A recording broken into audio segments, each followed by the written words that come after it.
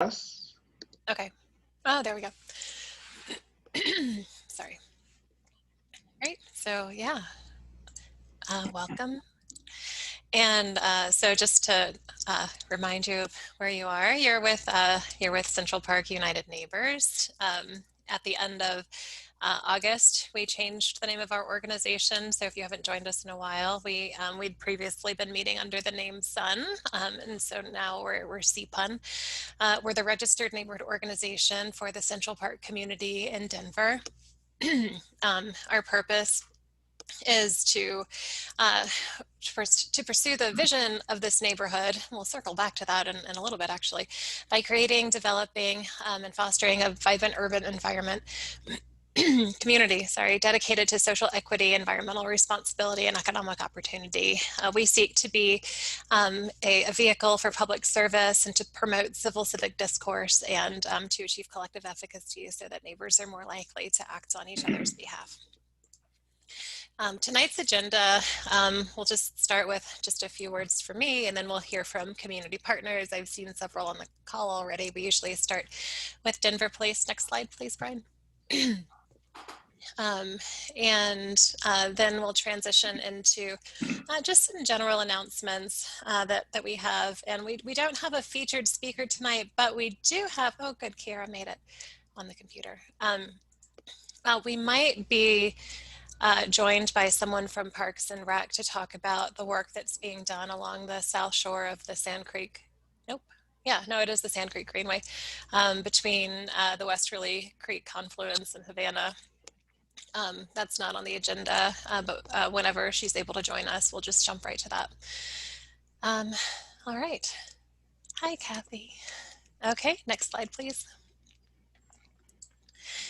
So I have like 5 slides on COVID. I'm just going to go through them really quickly. So the last time that we met, at the end of October, the line was for cumulative cases on the far left there was pretty straight, and it's taken a sharp curve up for total cases since then. It's really even hard to see everything on that middle plot on the same scale in terms of number of new cases per day, and it works better when you log that y-axis, and so then it behaves linearly, which is a horrible place to be. So cases and hospitalizations and deaths are all increasing in what looks like a linear pattern there on the far right when the axis on the left is logged. So next slide, please. But that's statewide in Colorado. Here's in the city of Denver.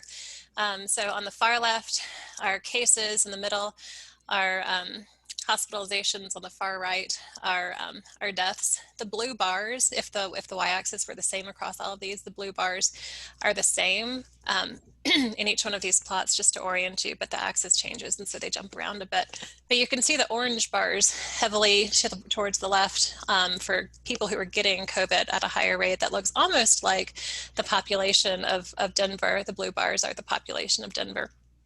Maybe a little disproportionately higher in the 20 to 29-year-olds. And then in the middle, you see the shift towards the people who are truly impacted with morbidity and hospitalization when those orange bars are quite higher among the people who are over age 50. And then with mortality on the far right, it's the oldest ages that are affected the most. Next slide, please. And so if you were able, if you caught the article this morning, some of the ICUs are being, the Denver Health ICU is at capacity, and hospitalizations are higher now than they were in the spring. Next slide, please. By community, we do actually have lower rates in this community, and that might be because the age a little higher than in other places where some younger people live, and also it might be the case that people tend to be able to work from home here, and so that's can be a protective factor. Next slide, please. And so then, if you were able to catch the news conference today, you'll know that at the state level, another risk level was added. I wasn't able to catch it, and so I'm still catching up on what was announced today. But currently in Denver, we're under a stay-at-home order. But if you do listen to these news conferences, the plea is constant. Please just stay home. We're not on lockdown, but if you act like we're on lockdown, then maybe we can avoid lockdown and just socialize with people in your own home. Right? No gatherings between households. So the rule is no more than 2 households, but the plea is please don't gather with people from other households. Okay, and so then that might be it for COVID. Next slide, please.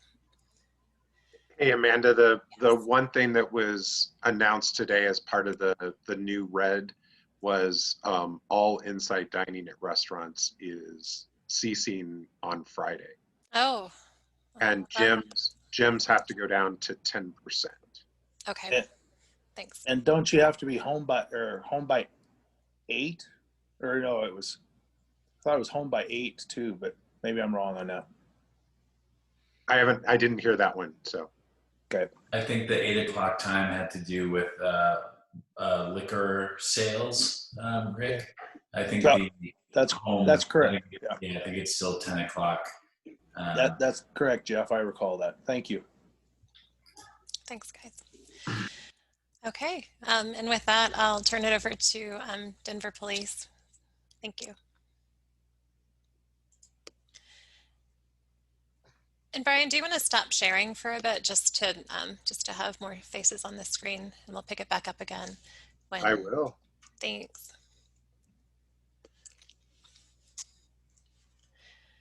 So I think that I saw Kira join. Oh, and good, there she is on camera. Great. Hi, but you have to unmute yourself. Can you? Okay, I wasn't able to unmute a minute ago. Can you hear me now?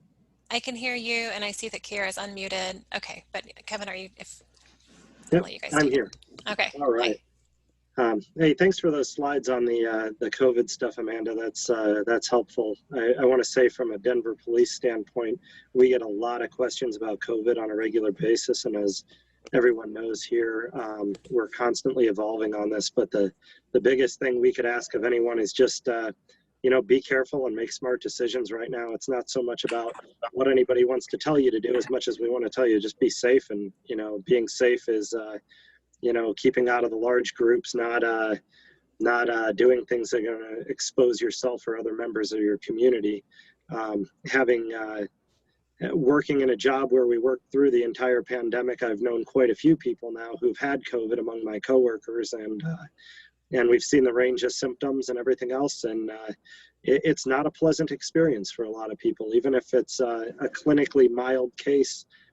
We've had some people who've been extremely miserable for several weeks at a time, so do be careful.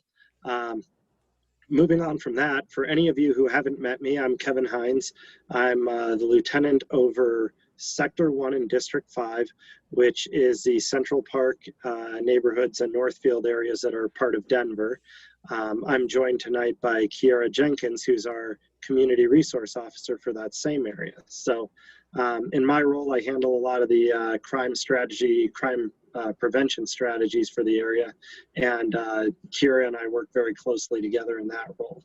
I'll also tell you guys that for any of you who weren't on the call earlier when I was talking, I've been out of the office for the last 6 weeks due to the birth of my son, so I'm not as up to date on current events as I normally am, but I'm actually working from home right now. I have a virtual background up because I'm hiding in the storage room in my basement so I can talk to you guys in peace while the toddler and the baby run around upstairs making all kinds of noise. So Kiara probably has some more relevant updates on things that are going on. We have a commanders meeting coming up here real soon, which is a great chance for the community to hear from us and see kind of a detailed breakdown of what's going on with crime and things like that in the district. That'll be later this week. And Kiera, I'll pass the torch to you if you have anything you'd like to add about more recent events. And I'll also say that I'll be hanging out on the call here for a while, so if anybody has any questions for me, please feel free to put a message into the chat or call us out here, and we will try our best to answer those for you. Kiera? Kiera is stuck on mute, I believe. There we go. Hello, everybody. So I just wanted to throw out some crime stats for the last 28-day period. So good news is crime is down. Violent crime for the whole entire district is down 17.1%. Property crime is down 22.1% with a total of 22.7%.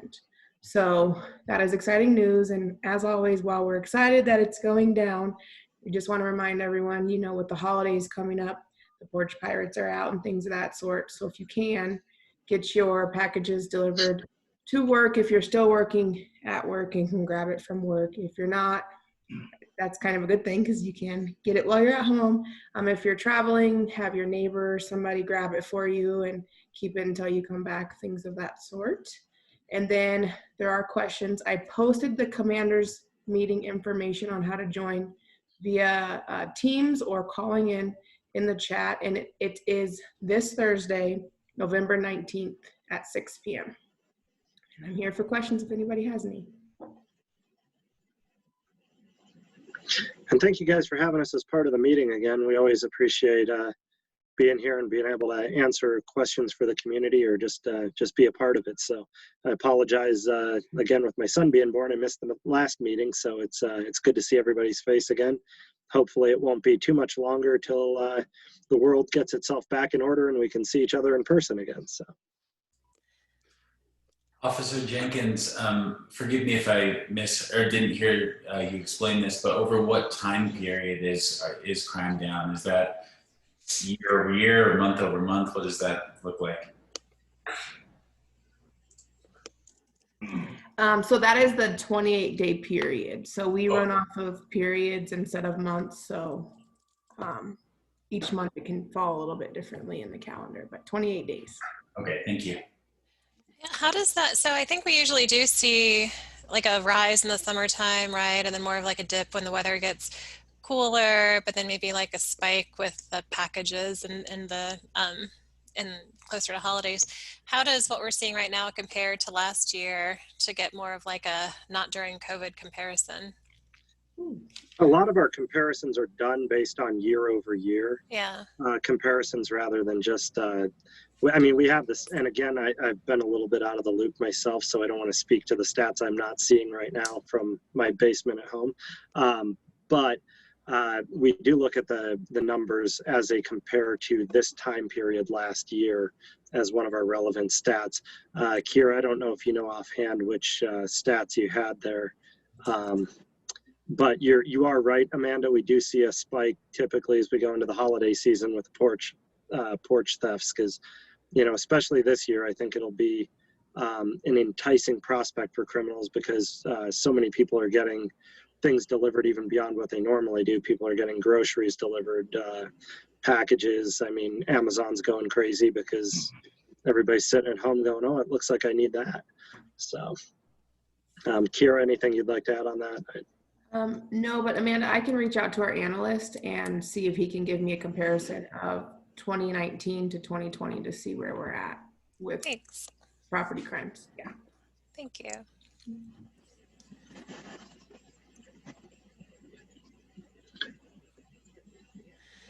All right. If there are no further questions for DPD, if people can put things in the chat. Let's see. I am looking. I see a representative from Chris Herndon's office. Bonnie, do you have updates from District 8? Hi, Amanda. Thank you. I just have a quick update. We don't have the finalized details yet, but we are going to be doing a toy drive again this year. It's going to be a little bit smaller than years past. We've typically partnered with Toys for Tots, but this year we are working with Broncos Boys and Girls Club in Montbello and Vickers Boys and Girls Club in Park Hill to get their kiddos and their teens some gifts, gift cards, things like that. So I am working on getting dates and all of that info finalized, but I would love if you'd be able to share that. I can definitely email that to you probably before Thanksgiving, if that's all right. Sure. Yeah, we'll help get the word out when that's ready. Thank you. And then again, you already went over the new COVID restrictions, but we're still waiting, for further detail and direction from the state. So the Denver Gov website is updated periodically. So that's going to be the best place for folks to go look, and feel free to reach out to our office with any questions. Thanks. Thank you. Sure. I see Diane Dieter. Diane, do you have any updates from the MCA? Let's see, we've got a couple. One being there is not going to be a lighting of the tree and menorah officially on Friday night like we normally would have. But the lights will be coming on their own, and we will be putting together a community lighting tour. So hopefully people safely around the community to see lights that other people have put up, and provide a map online for people to go around and see other people's homes, as well as maybe include their home on the map. So we will be sending e-blasts out about that information. And then we have our annual board meeting tomorrow at noon, and it will be a Zoom meeting. So if you want to join in, please feel free. And let's see, that is about it right now. We're just trying to work on what we can do to safely provide fun activities, as well as looking ahead to how we plan for next year. Great, and I see a question in the chat, Diane, related to what you just said, saying that there was an email that tomorrow's MCA meeting was canceled. Is there any chance that it was canceled?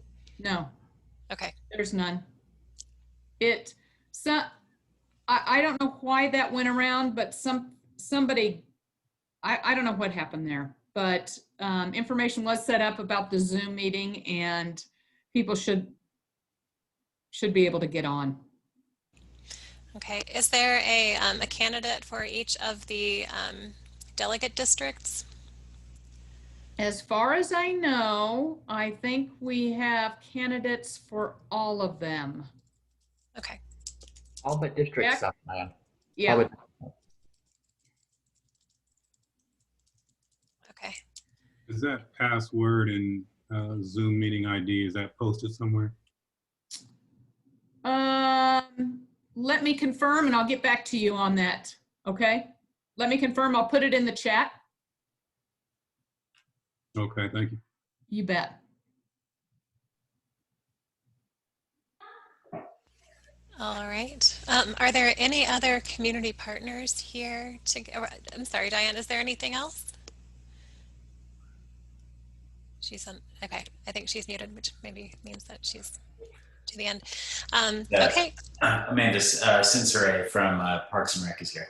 I just saw that. Okay, great. Are there any other community partners here for general updates?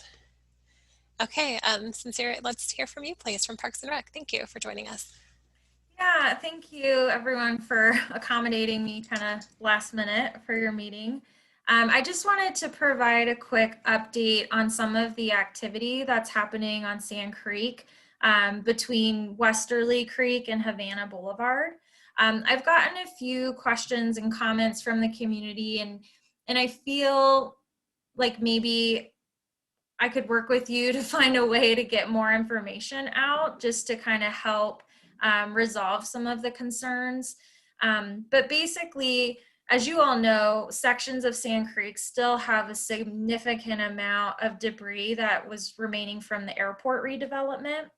And so the work that we're doing, we've noticed a lot of more use in that area, that there was a lot of youth use. And so the city felt that it was important to go in and remove a lot of that debris just to not only improve safety, but also provide an opportunity to do some restoration. And so we have had some concerns from different residents in the area. So I just wanted to provide an opportunity to give an update and answer any questions. What's the nature of the concern been to date? So honestly, it's a little bit of frustration around the city disturbing the area when we've asked for users to no longer build the bike park, which was causing some disturbance, mainly. And then just a lot of concerns around or questions about what is this? What is the city doing in general? So just wanted, yeah, I mean, sorry, Jack, were you about to? Yeah, can you touch on scope of work there? Yes. So as far as the timeline for construction, they mobilized about 2 weeks ago and should be completing the project by beginning of January. The scope of work really is just minimally trying to go in and remove as much of the surface debris. There's huge chunks of concrete and other kind of rubble that is of concern. And so they're just kind of picking that out. We're recycling the concrete debris, and then we're going to go in and revegetate those slopes and restore any disturbance. So question, I actually live right near there. I've been walking my dog in that area for 15 years. It's a great area and I'm thrilled to see that's happening. Just a quick question. I know there's some of that debris in the creek itself. Will any of that be removed during this time as well? A little bit that's closer to the water's edge will be removed as well. A lot of the debris, there's not a whole lot within the channel itself.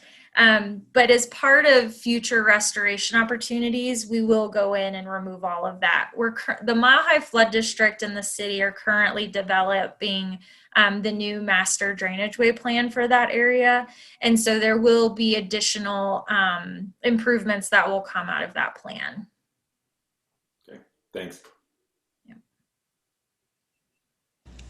We saw concern about, you know, I'm sure you saw some of the same things that I've gotten about habitat, and you know that we'd said that you know we don't want people going down there and building their bike parks because of the habitat. Now there's concern that you know the city's in there destroying the habitat. I'm wondering if you can touch on you know the impact to the natural area.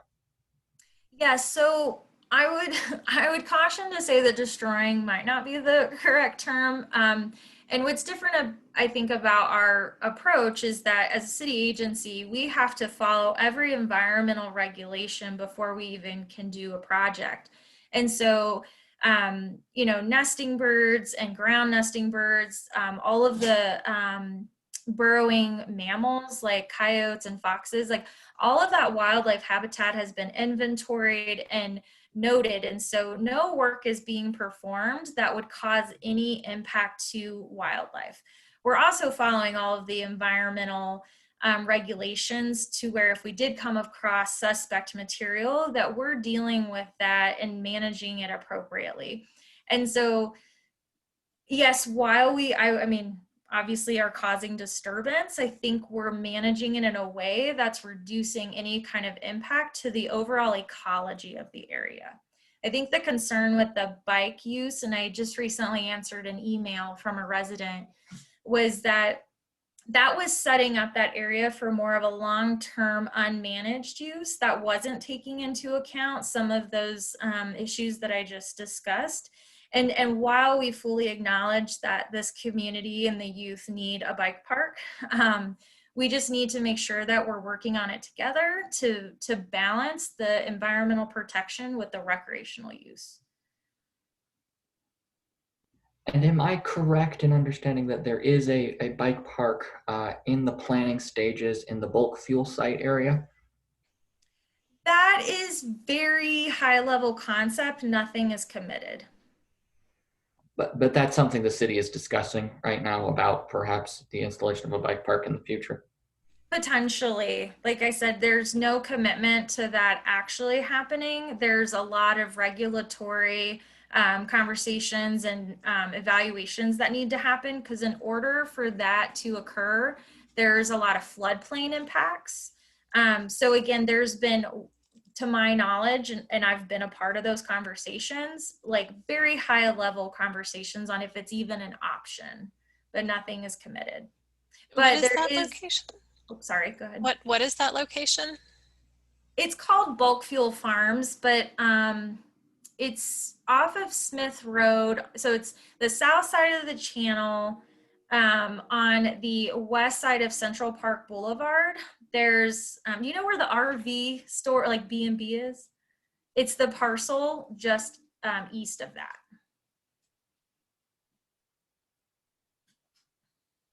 Would that be accessible from like the Sand Creek Trail? I guess would you get to it from close to the train station? You would have to access it from the north side of the train tracks. There's a dead end road that ends at that property. And so again, that's another issue that we would have to work through to even see if that was a viable connection, because there currently is not there's no way to access it from the regional trail. And it would only be accessible by car from that road. And so we would have to figure out, do we add in a low flow crossing from the regional trail to access this site? Because if kids are going to be going there, we want to make sure that we're providing the safest access points. And so that's, again, a huge cost and design process that we would have to go through to make this a viable site. So Amanda, if you, this is Rick here, if you are going up over the Central Park Bridge and you look to the west there, and just south of the channel there's a large, it almost looks like a detention basin. I think it's got some mounded manholes in there. I don't know if that's just for the old bulk fuel plant or bulk fuel storage operation, if there was some cleanup done in there or whatever. But there's a fairly steep drop off between where B&B RV sits down into this area, if we're talking about the same spot. Mm-hmm. And I think you're right. You access off of Ulster Street, which is a signalized intersection on the west side of the Central Park Station, and you come across there, and there is an access down through their road, but I think that's all just on private easements, actually. So there may even be some question about, like you say, it's tough to get to. There might even be some legal questions about obtaining access down through. I don't think there's a public right of way there. So it's a good spot, but it does have some challenges.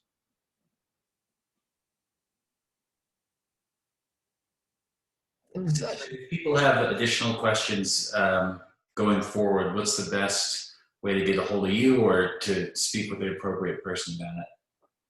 Yeah, so any questions about the project or even the bike park component? I know that's a huge conversation. I've seen a lot. I work very closely with the Sand Creek Greenway partnership, and so they send me screenshots of different Facebook conversations.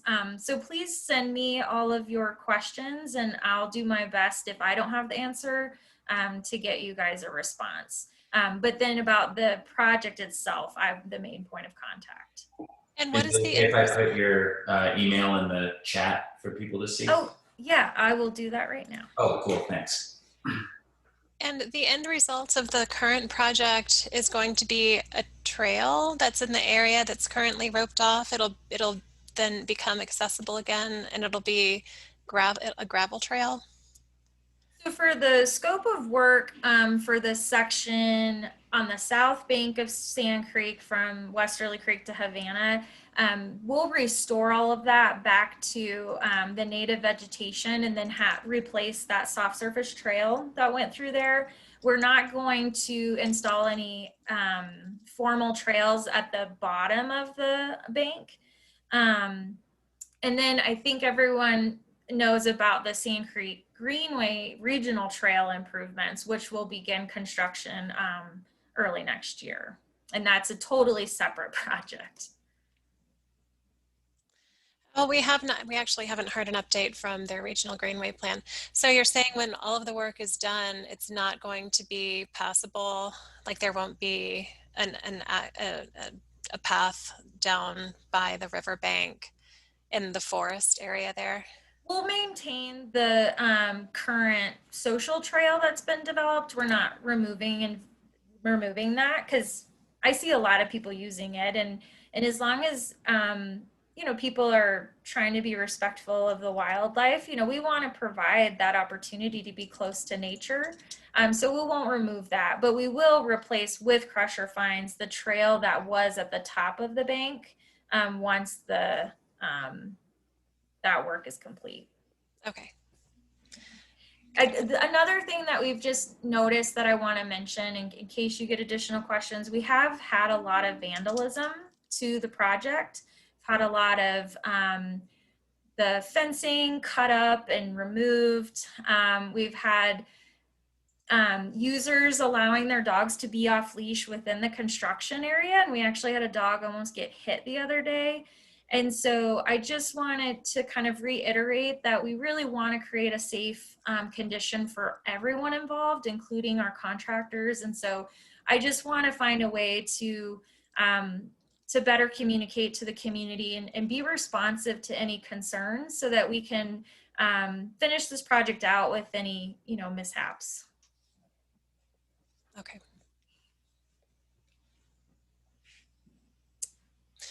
Thank you. And if there's an official summary of the work that's happening, if you send it to us, we can get that around to the community. I don't think that we've received anything.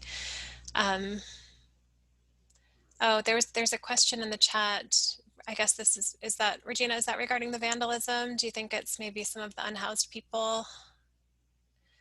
Vandalism, she's nodding yes. Okay. Do you know who's responsible for the vandalism?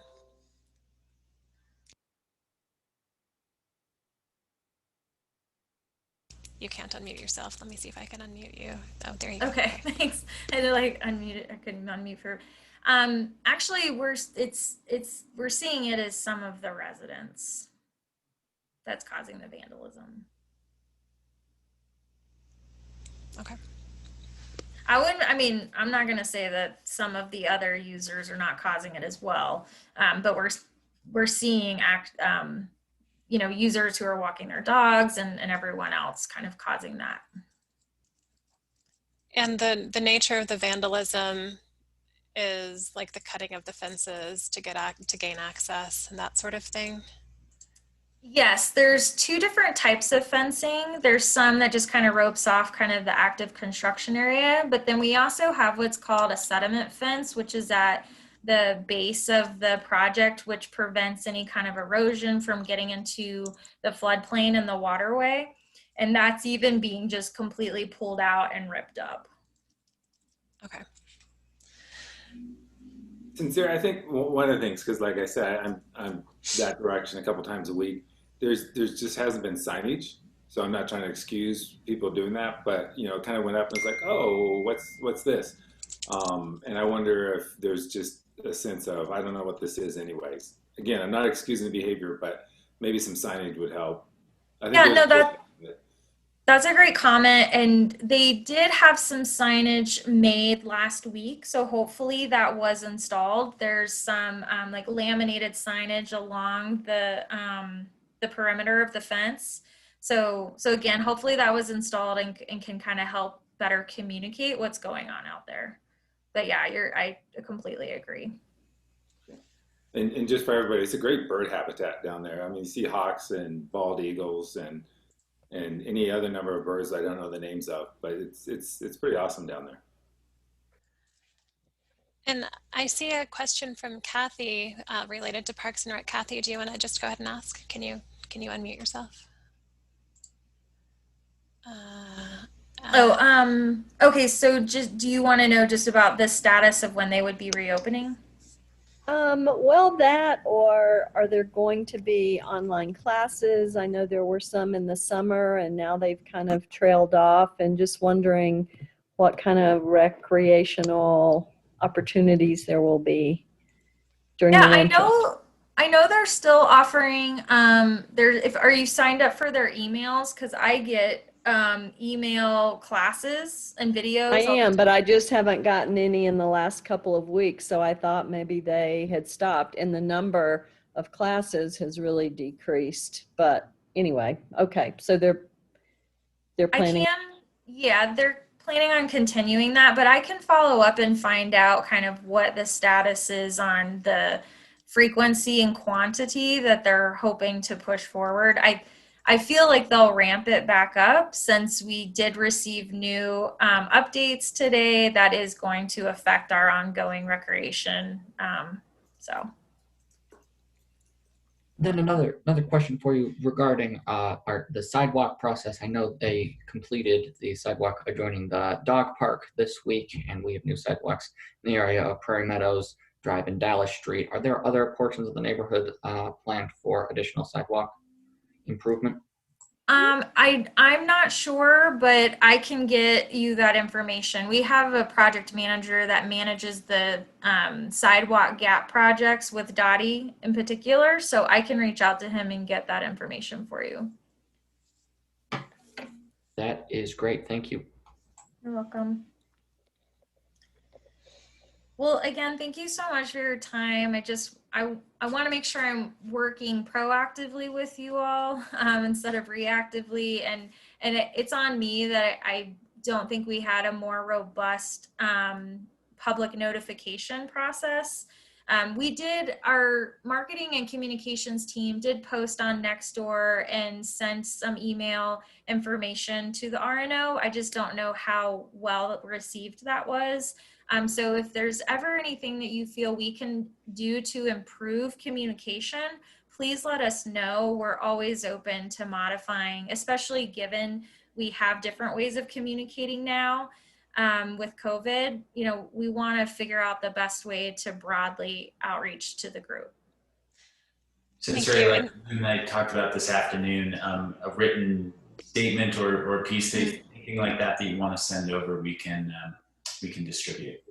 Yeah. And we did distribute the original notification when we got it, but it was met with the feedback that you've described that you received, and we didn't have the extra context that you've provided today about the mitigation efforts for the ecological impact and the environmental management that are going into the project. So it's helpful to have that information tonight. Thank you for talking with us.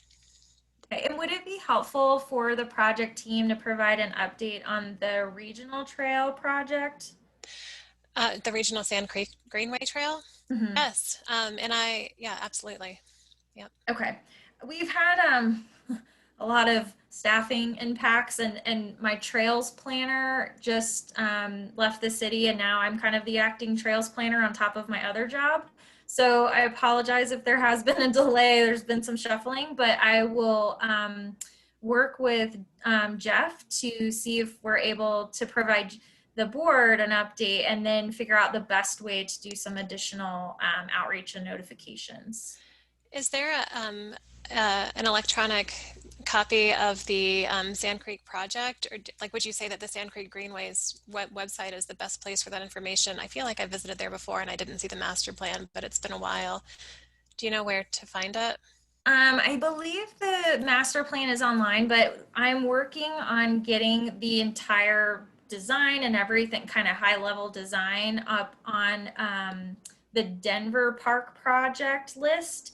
And so you should see that added within the next couple of weeks. And I can add the master plan there as well, just so it's an easy reference. That's great. And will it include, I mean, because it does span, the Sand Creek spans so many different municipalities from starting in Aurora and then going through Denver and ending up in Commerce City.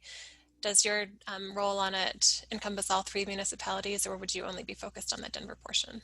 We would only be, even though we're coordinating with the other municipalities, we would only have the information specific to Denver. But the master plan is more holistic. Yeah, okay, thanks. Another thing we are doing, just since I have you, I am working with the Greenway Partnership to look at putting together a more comprehensive plan and kind of implementation strategy for the entire Sand Creek Greenway. So that we're really starting to work together across jurisdictions on implementing the different priorities. So we're going to look at that next year with Beth Nobles.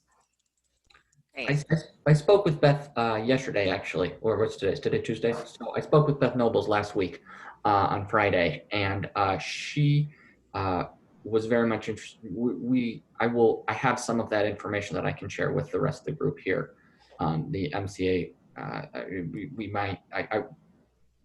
I asked her a question about a portion of land that the Sand Creek Trail runs through that we own and that we manage for the district. So I have some maps that I can share with the group if that's something you're interested in. Okay, great, thank you. Great. Well, thank you so much for joining us tonight. I'm looking forward to getting the additional information from you in the near future. Thank you all for your time. I appreciate it. Thanks. So now, let's see.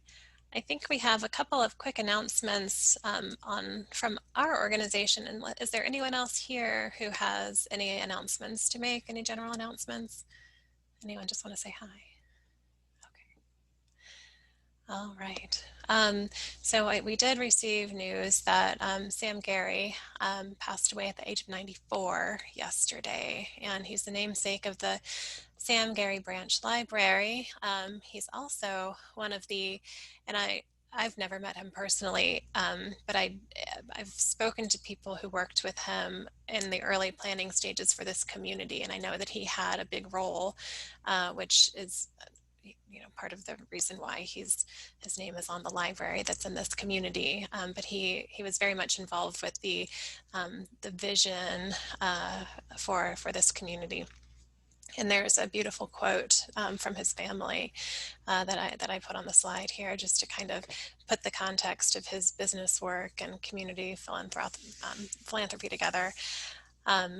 So I just wanted to, he's also one of the, I think he was the founding CEO of the Foundation for Sustainable Urban Communities. So he was involved with a lot of different things. And what he's holding in his hand in this photograph here from the front porch is the Green Book, like a physical copy of the Green Book.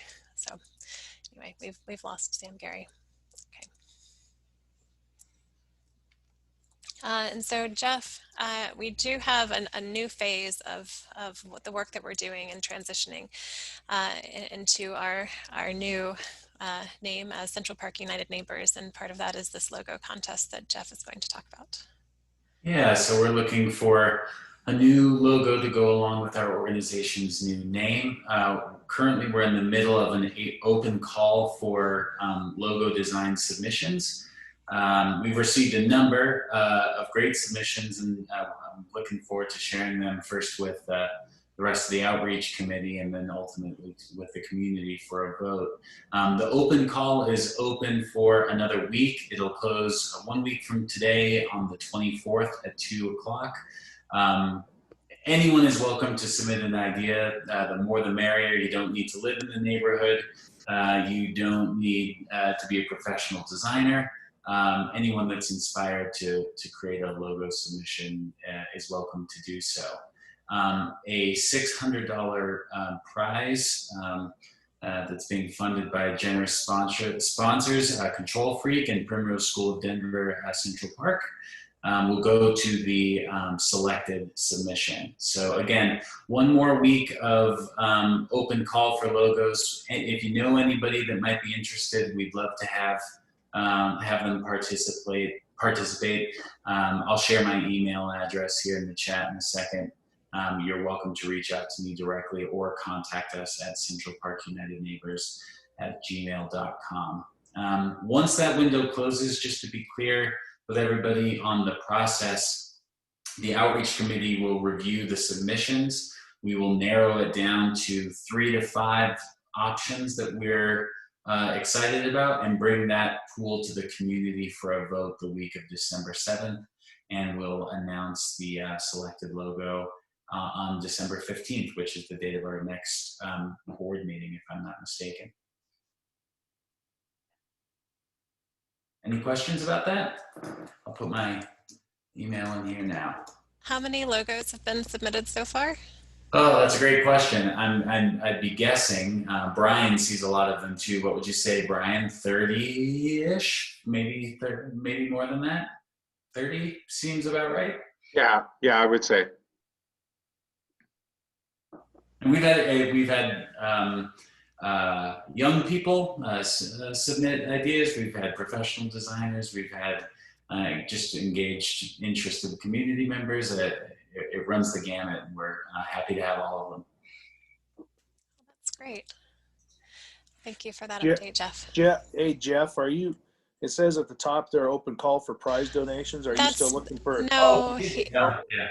That was Forgive me, done? Okay. that time is closed. That bullet shouldn't be there. That's Okay, my I was fault. I'm just sorry curious. that that's there. Yeah, no, I'm glad you clarified that, Rick. Thank you for noticing that. Yeah, we're done now at $600 for the selected submission. Thank you.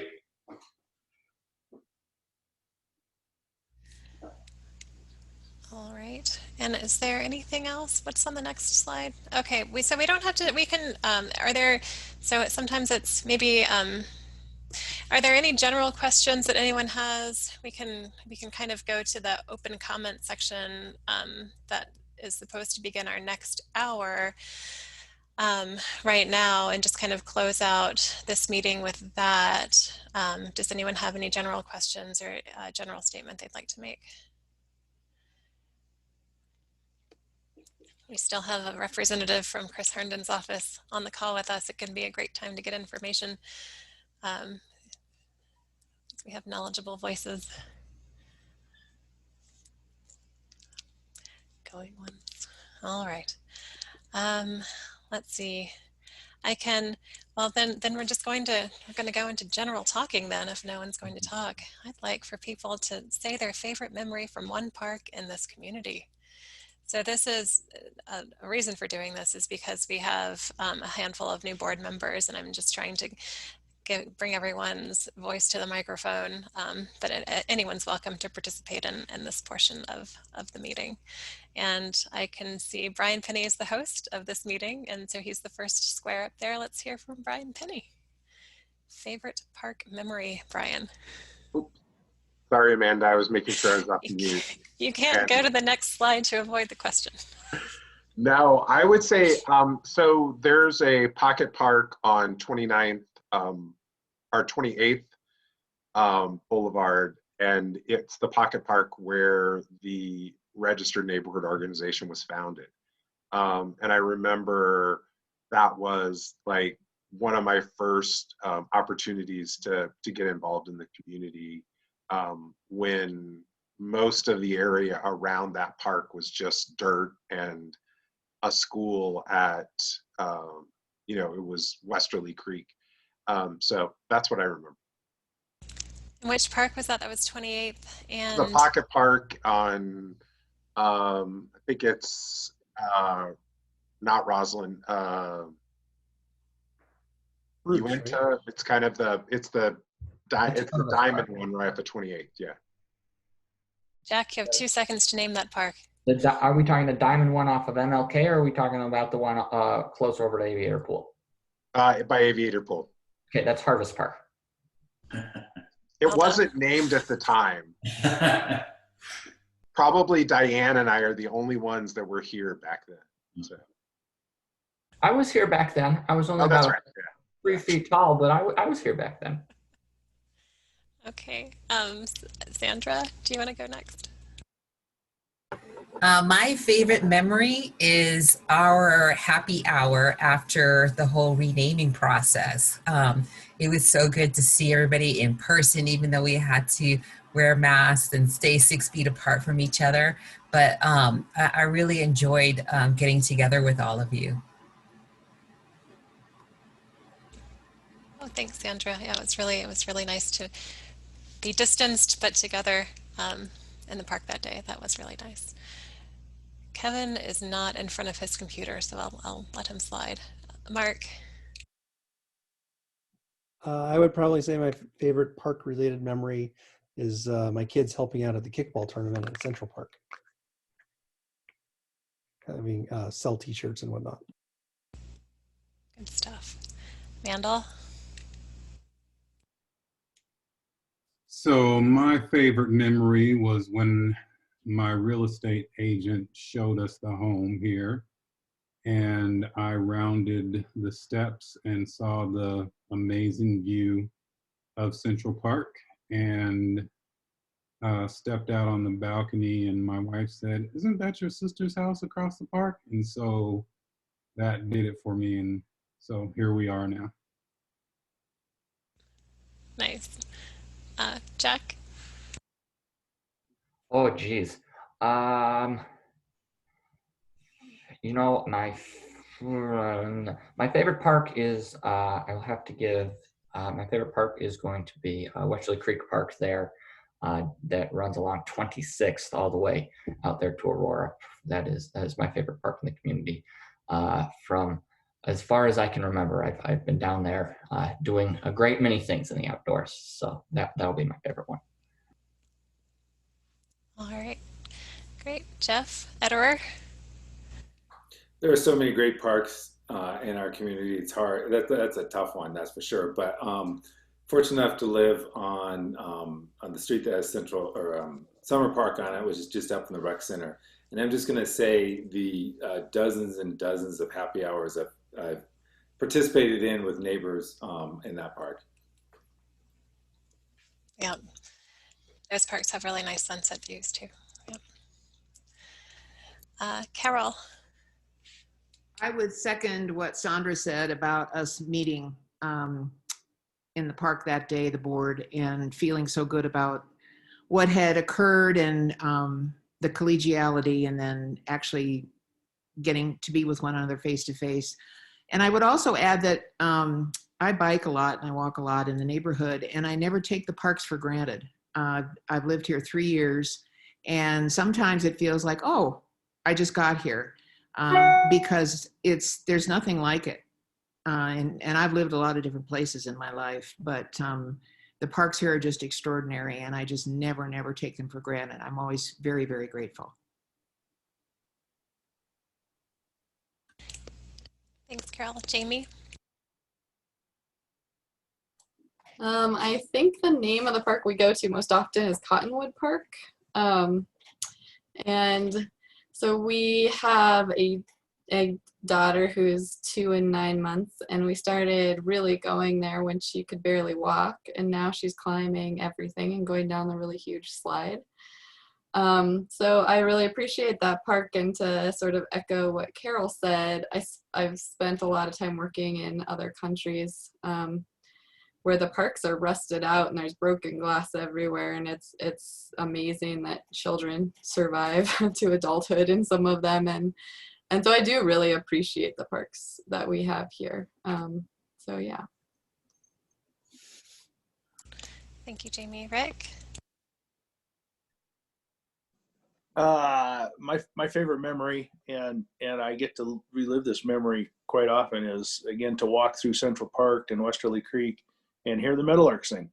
And again, I grew up in Montana and the plains, the eastern plains of Montana, where I connected a lot with the meadowlarks and their beautiful song. And so walking through those areas, I think I've mentioned before that sealed the deal for us. We came down, we were looking for houses and looked at the house, and we went walked through the park to talk a little bit, and the meadowlarks were singing wonderfully that day. So favorite memory.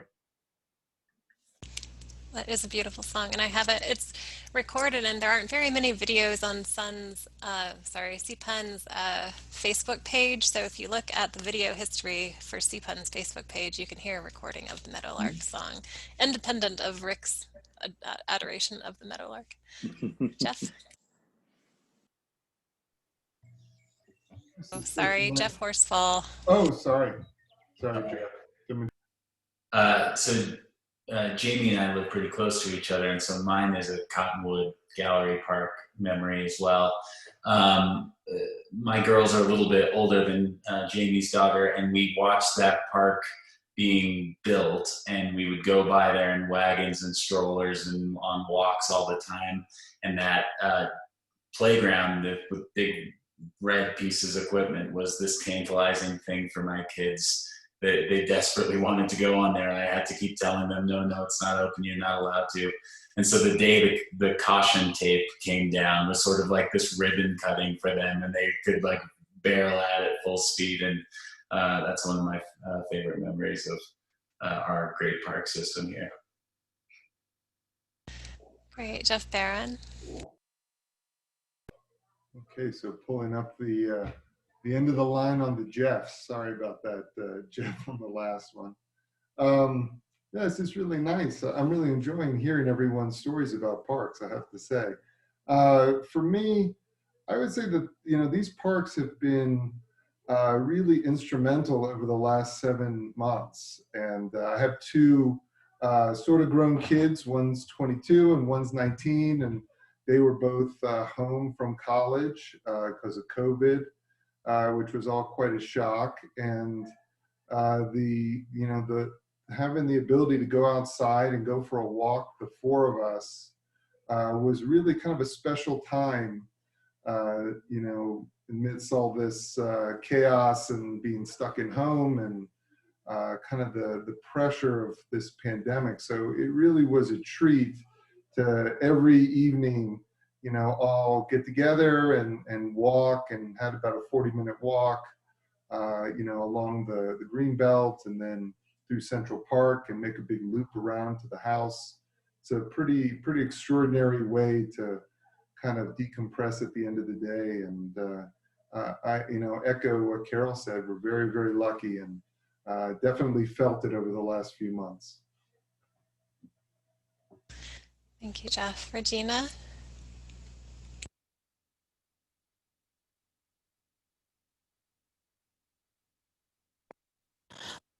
Can you hear me? Okay. My favorite memory, about 4 years ago, we had our family reunion here over in Central Park.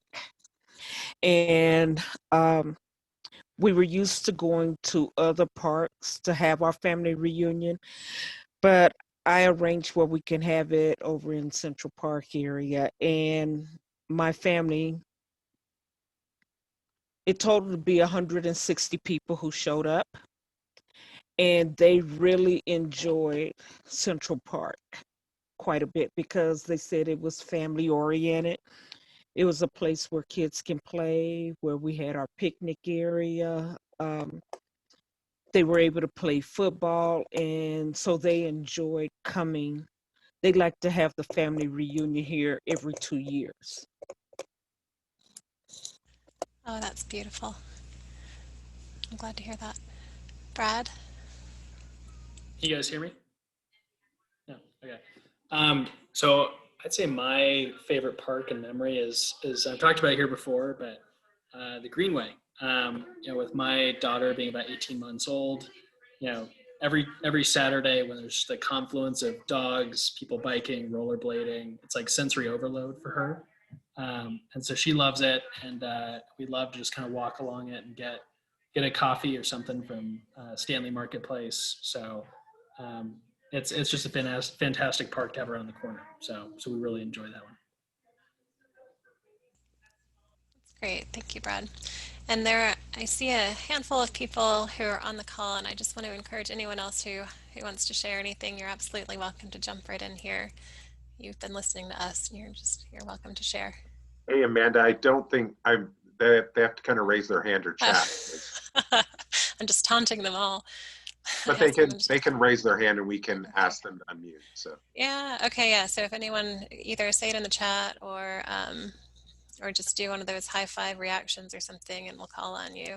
And while we're waiting for that, I'll just add, it's just narrowing my own. You'd think that I had it ready because I posed the question, but I don't know. I just walked with my son over to one of the finger parks close to where Jeff lives. We used to live over in that part of Eastbridge, and there's just like a tiny play set there, and my kids were much smaller when we lived there, and just bringing an 11-year-old over there and just like sitting with him on it and talking, as opposed to like when he was like rambunctiously playing on it when he was little. It was just kind of fun to revisit something that we used to do when he was small. But I think that my current favorite, I'm going to list two, are the greenways. There's a loop that I can do behind my house that goes along Sand Creek on the south bank and then looping back on the north bank, and that's right where the mural is being put up, and it's beautiful, and it's about a mile.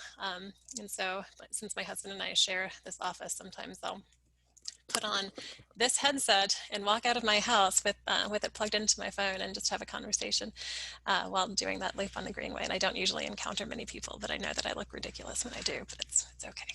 So it's the Sand Creek Greenway loop. All right. Okay, so Thank you all for sharing stories with us today. And, oh, okay. So it's 7:30 now, so I guess that's the official end of the first hour of our meeting. Anyone who needs to kind of get up and move around, have a quick break, is welcome to do that. But we've already kind of transitioned into the board meeting. And so I was just going to, I'll just go ahead and keep going, although I meant to grab tea before the whole meeting started and I didn't do that. So maybe I'll run and do that. Encourage everyone else to just stand up and move so that we're not being sedentary. And then we'll jump right into this, which are the responses from a survey that I gave the city, but in doing so, I realized, oh, I should share all of these responses with the board. And so I'll just go through those really quickly when we all get back. 1 minute.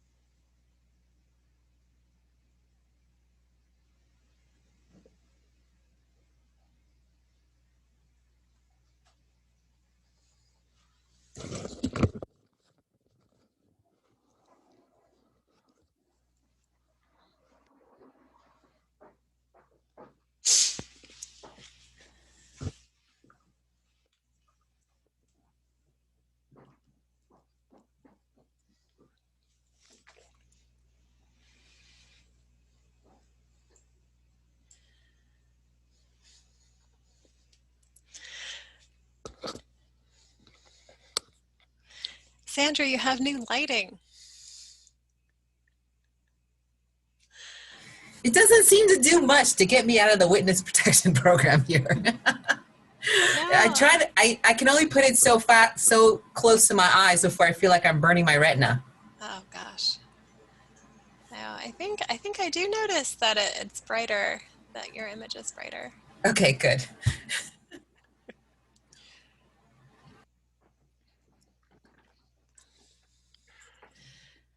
All right.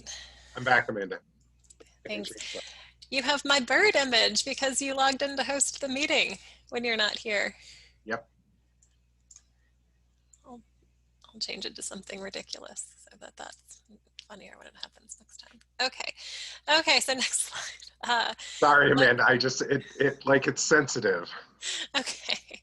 It's fine. I already gave the preface to this. They're really, I know it's a lot of words and they're small on one page. So yeah, no, you can go to the next slide. So, and I clipped the top of that. Sorry, what role does your RNO serve? So this was a multiple choice. There were multiple choices for this answer available. And like in selecting these, presumably the person, so it was a city council member who was fielding this. It wasn't Chris Herndon, it was somebody else, and I don't remember their name, and I'm sorry. And so presumably the 5 things that there were the check boxes for are the things that they would anticipate that RNOs were doing. And I did this and I was like, that doesn't nearly encompass what we do. So, so what does your RNO do? We receive information from the city because we're registered with the city regarding zoning and licensing and other such matters, and we pass them along to residents. We do that. Do we take official positions on zoning, licensing, and other matters where a neighborhood position is desired? We do that, and we'll come back to this, but we don't do it very often at all. The third thing, do we hold special meetings to inform the community about hot topics or issues impacting the area? Yes, we do that, but typically that information can just be folded into one of our ongoing monthly meetings. Do we sponsor community building events like picnics and concerts and farmers markets? I said no to this because I see that as more of a function of what the MCA is doing. Thank you, Bonnie. It was Councilman Paul Cashman's office who fielded this survey. Thanks. I should have looked that up before we started this. Thank you, Bonnie. So, and then the last question. So because we're a community that has an MCA, that I see that fourth point as something that's more of like the role that they hold in addition to like all of the other funded projects of like alley maintenance and pool staffing and those sorts of things. And I hope that I'm not minimizing the role of the MCA in saying this, but we don't have a lot of large events that we host because No, we we have only spend $8 million a year, Amanda. It's all right. yeah, 8 million. So we have a funded organization that does big events, and so we do not do those typically, but we have smaller events that we do host, and we are happy to partner when such opportunities arise for synergy. And then the last thing was, do we sponsor neighborhood improvement events like cleanups? And we do that, but we do it specifically through our role with the Denver Sustainable Neighborhoods Program that Mark and Jeff Horsfall applied to be part of several years ago, and we've been participating in that ever since. And then there was a chance to write in things that we do, and so then on the next slide you can see the things that I wrote in. And so this is, again, serving as a little bit of like onboarding for the board members, but I also just felt good to kind of like get on a list like some of the things that we do, and I'm sure that this wasn't even a comprehensive list. So what are some of the other things that we do? We work with Denver Public Schools to ensure capacity because we're a growing neighborhood, more so than really most other regions in the more than any other currently populated region of the city of Denver, which I can say based on the information that I was given in the CPAC meetings back in the spring. There's another region where a lot of growth is anticipated, but people don't currently live there. Then number two, working with Denver Police to encourage participation in Neighborhood Watch and encouraging people to know each other and to host block parties, but not during COVID. To better know each other, and then to report crime when they notice it, because they know what's normal and what's not normal. The third thing, working with the public library to inform residents of opportunities in the library system, especially the Sam Gary branch. Fourth thing, so different from the picnics, which I see as a function of the MCA, we've been hosting an annual day of reflection. We've done documentary screenings. We participated in Hancock's community reads. So we do participate in smaller events that kind of have more of a reflection lean to them. And the fifth thing here, different from zoning and licensing, we work to inform residents just about how the city functions in terms of government, and we're always open to having speakers come in. We had a really nice talk from the auditor before we went into lockdown, and it was just so interesting to hear about the work that his office does. And so, anyone, we were lucky to have a Cub Scout or a Boy Scout auditing that meeting. Boy Scouts are, and I guess that's open, maybe they're just Scouts at this point. They're required to participate in community meetings, and so that happened to be the meeting that this one particular Scout joined, and so he got to participate in a community meeting and also hear all about the auditor's office, which was very lucky for him because it was very interesting. And we push out public health messaging, especially important in the time of COVID, but really always important. And so some of the topics under the public health umbrella are wellness and racism and exercise and pollution avoidance and that sort of thing. And then lastly, on this list, but there are probably more that I didn't remember to put, we survey the community annually or every other year about just to have a feeler about what's important to the community and where we should act or take a stance and that sort of thing. Okay, does anyone want to add anything else here?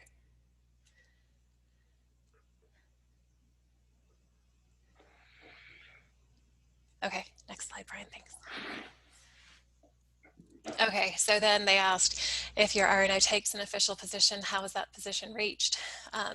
And so we have a really high threshold for acting, for taking a stance, or for, I guess, specifically blocking something like a licensing type thing. We really serve more as a vehicle for communication, but when we do take a stance, we try to get evidence of something in like a supermajority of evidence that there's community support behind something. So that's, I don't know if anyone wants to add anything here. This was my response to the city, though, that we tend to be more of a vehicle for communication. I know that there are other RNOs that are very active in taking stances on issues. And when there's clear evidence of community support for something, I think it would be important for us to act on it, but without that evidence, it's harder, I think, for us to maintain the voice for the whole community. Yeah, I think a good example of this might be that plot of land on Central Park and MLK that we heard from the developer just a couple of months ago, right? There were some concerns amongst residents in that immediate area, but without larger or more widespread concern. The role that we played there was to provide those residents with a forum to express their concerns to us, who could relay it to city officials, for example, or other means of communication there. So that was sort of where we drew the line in that particular instance, despite the fact that there were residents in the immediate area with real concern. Yeah. Regina, I see your question. Do you want to unmute? And I don't know that I know the context for it. Are there any areas where we're talking about going green in the community? We do talk about this a lot, but what specifically are you asking about? Well, what I'm asking about is by 2030, they're talking about more electric cars. Are there going to be any central point locations where it may be in a shopping center where they can plug in their car? So I know that there is a charging station at the train station, but I'm going to let Mark go ahead and answer this question, because before he comes to my house and silences me to answer the question. Depending on your car, you can plug in any regular 120 volt plug and the thing you have, but it's specifically for higher speed charging. I believe there's one already open at Walmart, or planned for Walmart. And then there's one at the train station, and I'd love to see some at the movie theaters and grocery stores, but that's definitely something we want to facilitate and work on. Gina, I know. That's exactly what the Sustainability Committee is focused on, is organizing events and programming that build community while also advancing sustainable initiatives. So because you mentioned electric vehicles, Mark actually organized an electric vehicle forum at Sam Gary Branch Library that served as sort of a buyer's guide for people that were interested in perhaps purchasing a electric vehicle. So a panel of EV owners spoke about their experiences, what the pluses and minuses of different cars were, and then we relay that information onto the community. I think we recorded that particular session so that we could post it on YouTube or something like that. So all kinds of events like that the Sustainability Committee is pursuing throughout the year. I forgot one location. The Grove has a level 2 parking charging station there as well, but I think that's just for residents of the Grove. So because I know the one over at Walmart, that one is a level 3 and 4. Mm-hmm. And just so that you know, I just purchased an electric car. Welcome to the club. So Yay. So I'm just looking around, and they say that there's one over at the women's prison, but they have it locked off where nobody else can use it, not even employees. And they did that to get the $7,500 reimbursement for taxes. Gotcha. They found a tax loophole by installing a charger that they won't let people use. They did. Oh my gosh. So they got 2 of them. So they have 2 of them, and they received $7,500 for both.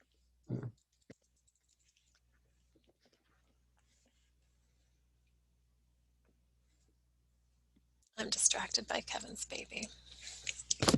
Hi, Kevin's baby. What is this baby's name, Kevin? I don't know how to unmute you. Can someone unmute him? Okay, I think I'm unmuted now. This is William. Hi, William. Oh. Can you say hi, William? He was getting a little fussy there, so I transitioned to dad mode here about mid-meeting, and I thought I'd introduce him real quick while I was on here. I didn't mean to distract from anybody. I just thought I'd hold him up here and let you guys see him. So. Thank you. Oh, thank you. Babies. Okay. And Regina, we'll also come back and talk more about committees in a bit, but that's important to touch on. I didn't cover enough sustainability in the list that I made, so thank you for giving Jeff and Mark the floor for elaborating there. Okay, Brian, next slide, please. Okay, then communication, it's tricky. How do we communicate information that we receive from the city? We always share it with the board. So Brian forwards everything that we get from the city to the board distribution list. Sometimes that information is shared at community meetings. For instance, today with since you're joining us, we share a lot of it on social media, but not all of it. We really don't. So then the things that I did not select that were options were we only share information with dues paying members. We're not a dues paying organization, so that doesn't even apply to us. Do we share with an email list of those who have requested information? We don't have, well, it's too expensive for us to send emails at this time, so that's certainly not an option that we were pursuing. There used to be a time when we handled communication differently, and we would send information out in batches, including like huge paragraphs from the city, but we've really tried to streamline what we're sending out in email.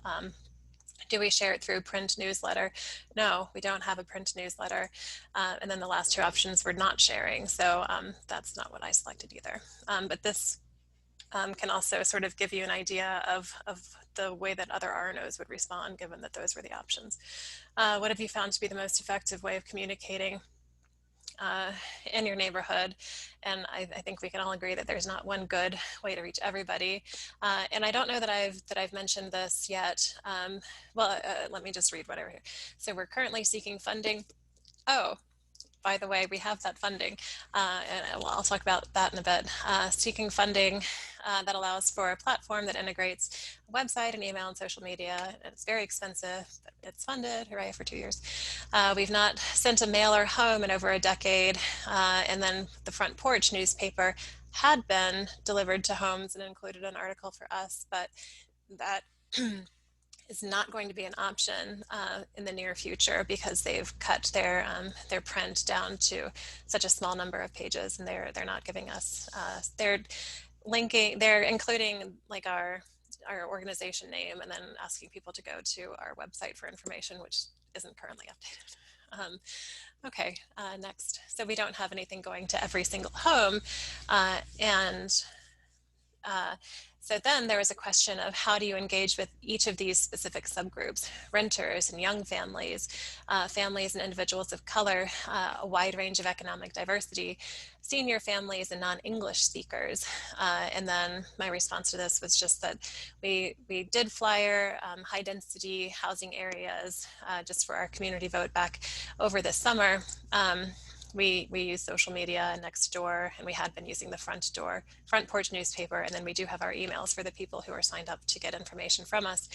But I think that, seeing these areas where we could stand to have extra efforts to reach people is very helpful. And I would like to see the outreach committee give thought to how there might be a plan to reach each one of these demographics, perhaps a little bit, maybe not young families. I think we're probably good with the young families, but everyone else,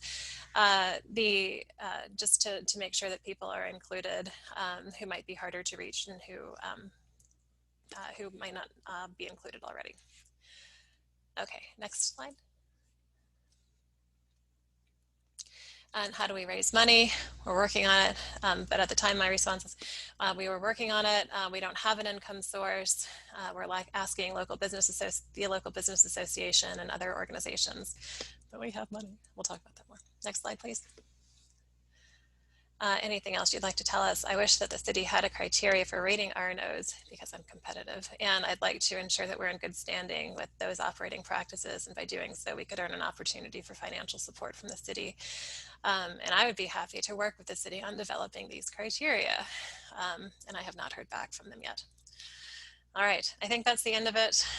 Yeah, funding. So are there, I'll pause because that's going from one topic to the next topic. Does anyone have anything to add, or does that bring anything to mind? What's the city, what is that information being used for? I'm sorry, I may have missed it. I don't know, and I should have Bonnie still here. Bonnie, do you know why he was surveying RNOs?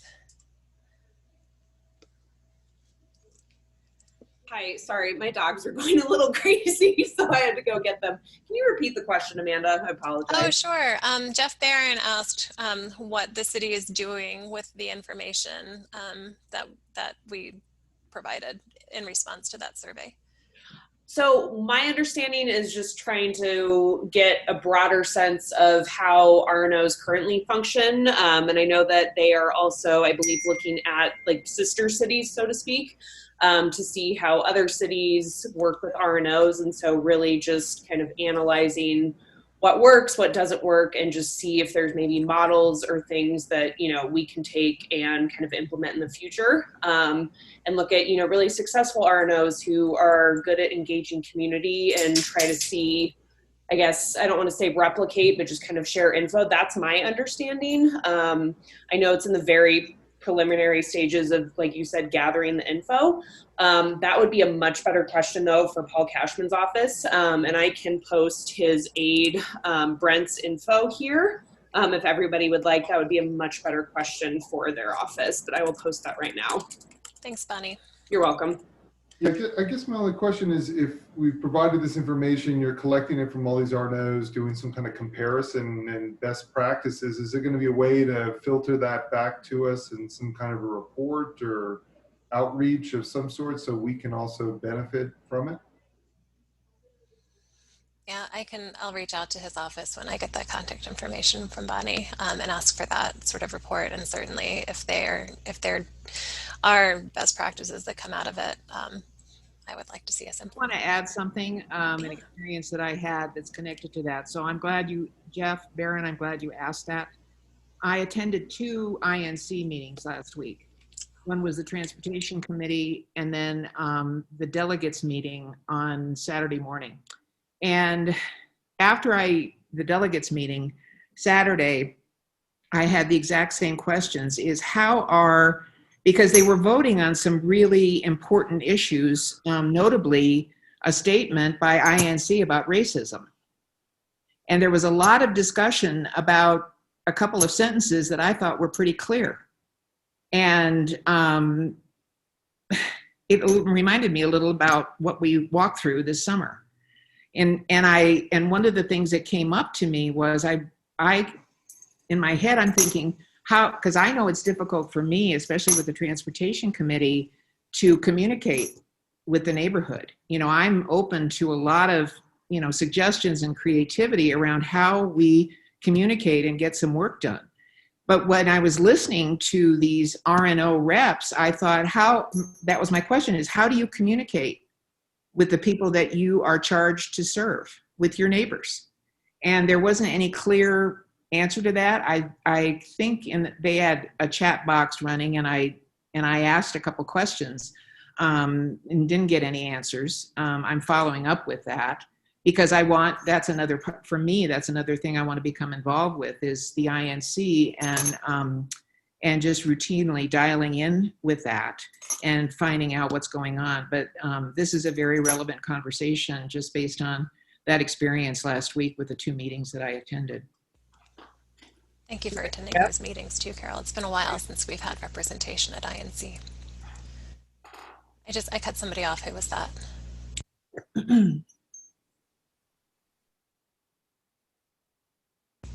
I thought I heard somebody else talking. Was somebody else talking? Okay, maybe that was, okay. All right, so then the big announcement. So last week, a huge development is that Brian Weber from the Foundation for Sustainable Urban Communities talked to, maybe I talked to him 2 weeks ago. He talked to Justin Ross from the Central Park Business Association and also Brookfield. And together have guaranteed us funding for the first 2 years of our adoption of the new communication platform. And so that buys us 2 years to get a reserve plus whatever else we need to pay the annual expenses from that point on. So that is something that, so Jeff Ederer and Jeff Barron have been thinking about a fundraising package to roll out. But that's and I'll let Brian Penny talk about what timeline that needs to have in order to keep everyone's resting heart rate down and not stress out about having a $5,000 bill coming that we don't have money to pay. But we do have, so we'll begin, so the timeline right now is that we have the logo contest going on. The logo that comes out of that is going to feed into what's then featured on a new internet presence that we have, which will be rolled out in January when all of the funding kicks in. And so we have calendar year 2021 and 2022. And so it'll be January of 2023 where we will be met with a bill for something around $6,000 that we have 2 years to come up with a funding source for, but we're good for the next 2 years. But what this also does is historically we have, there are ways that we can build fundraising into the website at that point. We can sell things on the website.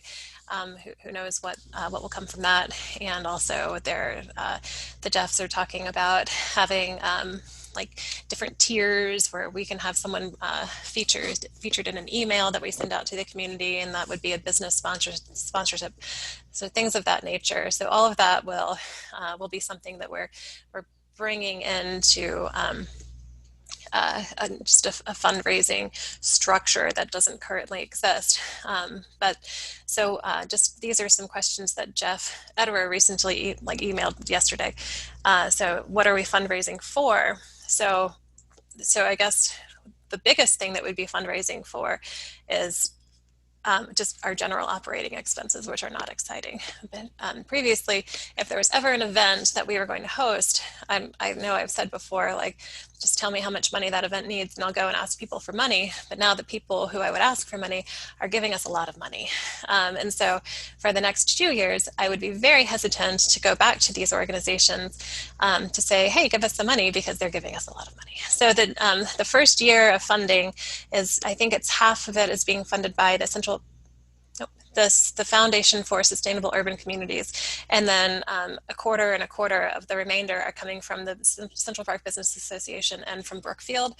And then the second year is being covered entirely by the foundation. But that's how I understand it. But I mean, there might be some moving parts, and it might be like a little bit more.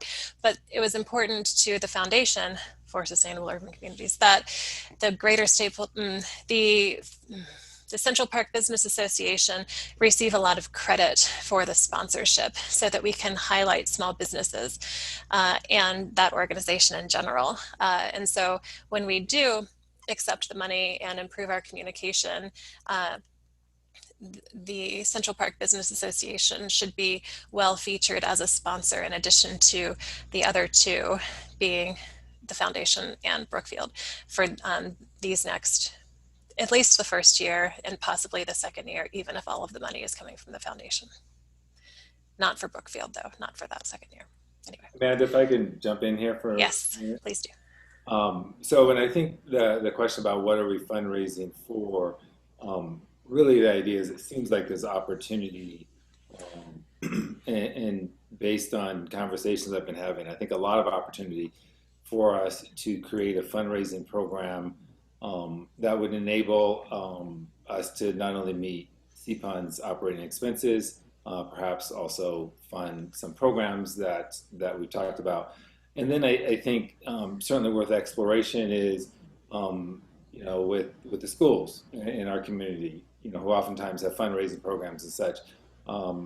Would we want to include something that would be able to help sponsor a project at Bill Roberts School? I don't know, maybe not. Let's say somebody in, a group of neighbors in Beeler Park want to sponsor a large art project. what if we had a fundraising pool that allowed things like that? These may or may not be good ideas, but based on what I suspect would be a fundraising base, that certainly would be things that we probably should have a conversation about. If our primary reason for fundraising is, or if we really want to keep it to nation builder and funding sort of operating expenses for CPUN, with the next 2 years of nation builder being paid for, like I think we can already get us there just with the interest I'm seeing from businesses in the Central Park Business Association. So, that's a critical discussion for us to have as far as scope in regard to that first one. So that's something that I don't think we can answer here fully, but I think I'd love to hear people's thoughts. Before we do, though, let me just say with the Central Park Business Association, you're spot on with there's a lot of interest, and I think businesses are realizing, hey, like this would help get our business name out and the whole association's name out to the community. There's a tremendous amount of interest is what we're seeing for that. Yeah, that's great to hear. That's really good to hear. And I don't want to be small in the vision for what to do with that money. I just want to be realistic and just saying that going from having no operating expenses, no substantial operating expenses, to having thousands of dollars of operating expenses, I want to make sure that is covered. And then in addition to that, I would love to see ideas branching out from that to embrace things that we see the interest for in the community. And I know that would excite people and bring more people in and that sort of thing. But that this is also something that we can come back to when we're talking about committees and like what the goals are for each committee and where we would like to see our effort go as a board. Thank you. That's exactly what I was thinking is the discussion about committees and the purpose of a committee, the focus, the protocol, the practice, and then so this fits in beautifully what you're just talking about as to, and then how would money be implemented with a particular committee or committee. So thank you for that. Thank you, Carol. Okay, and so there are a lot of questions on this slide, but I just wanted to put them out there as things that we can be thinking about, and we'll come back to these. And next slide, please. And then so here we are with committees. We have 6, and they're listed here. And is there? I should just go back to my slides and see what else is in the meeting flow after this. So I think this is where we're going to be spending the rest of our time tonight. Oh, and in fact, Carol, you had given me 2 slides for the meeting last month, and I know that that you weren't able to make it, but just to let you know that those are sitting immediately after this slide. There's some comments about transportation and comments about education. Maybe just like since transportation is the first committee here, Brian, can we flash forward to that transportation slide, which is next? Yeah. So Carol had talked about perhaps renaming the committee to like better focus it on the work that it truly is doing, to better reflect the safety issues that are consistently present when we address concerns and goals, and having more of a focus on pedestrian safety, which I think is important. So this, and I'll let Carol and Rick talk about where the transportation committee is now, and current needs. And this is also kind of like a way that people can align interests with the people who are currently serving on these committees. But well, briefly, like 3 minutes. We have 2 people, 2 board members, Regina, Gina, and Brad, who we all met. I don't know, it's been a couple weeks, I think. And so we have discussed a lot of different things, and we're just in motion, we're in process. And then they have, so I'm not going to speak exclusively, and I have my own thoughts and about the direction of the committee and about what needs to be done. And Gina certainly does, and Brad certainly does. So I don't know how you want to have this conversation. I mean, just to sort of make this like this is happening and we're in process, and then the 4 of us would be meeting again and then presenting something in an email or whatever. I'll let Gina and Brad and Rick throw their thoughts in here. I think that's a good feeler for like just where things are. But yeah, Gina and Brad and Rick, do you have anything else to add right now? I don't have anything to add right now. I just want to say that we're lucky to have these two new folks because they're already immersed in this. They've been doing this work. You know, they've been doing the work. Gina has for a long time, and Brad has is doing some work, I think, as part of his job or what. I'll let him speak for himself. Why am I talking? Go, Brad, go. Hi, everyone. Sorry, I'm pulling double duty with toddler bedtime right now, but which is a committee assignment in and of itself. But yeah, I think I've recently gotten involved in a lot of this transportation work through the Denver Streets Partnership and really just kind of advocating for things directly around my street and where my daughter goes to school. So it's both learning and also applying. So it's a lot of fun. Great. And so like as you all are meeting and setting goals, yeah, just circle back to the board and let us know when needs arise. And I think that we do, you know, again, to align with what our goals are as an entire organization and where to put money when we do get it. We'll need to bring everyone back together at that, but certainly the expectation for today is not to be doing that. But I didn't realize that that you all had connected and had met already. So that's just great. Okay. Yeah, Carol, go ahead, Carol. No, get it. I was just gonna say, I think there's we're into a little bit of a new era with the transportation committee. Again, we have a good mixture of people on the committee. Carol and Gina and Brad, I think, all bring a real forward-looking aspect to the committee, and how do we continue to promote and better our community, and in many different ways that deal with the full gamut of transportation, that being pedestrians, bicycles, vehicles, pathways, street sharing, that kind of thing. In my particular instance, and my past with the committee, I'm a technical person, and I bring my technical background to the table and weigh in on that. And so in my particular instance, I'm typically answering questions or reactive or trying to better circumstances where we see a problem. And so I think we have a great mixture of people on the committee. We're always happy to have more people on the committee if they so choose to be involved and bring their insights to the group. I think this is an extremely important committee for the community because, as we heard even earlier about the parks aspects, we all utilize and benefit from the wonderful features that were contemplated in the Green Book and have been implemented throughout our community. And a big part of that is how we get around within our community and to and from other parts of the city. So I'm excited about what we're doing. And again, I think because of the flavor and mixture of the backgrounds on our committee, I think we're going to see a lot of new thoughts and things being promoted up to the board level for consideration, and how we might pursue those improvements. That's fantastic. I totally forgot. On December 2nd, I'm going to be on a panel speaking with RTD about getting access to RTD to come back through this area to get up to University Hospital.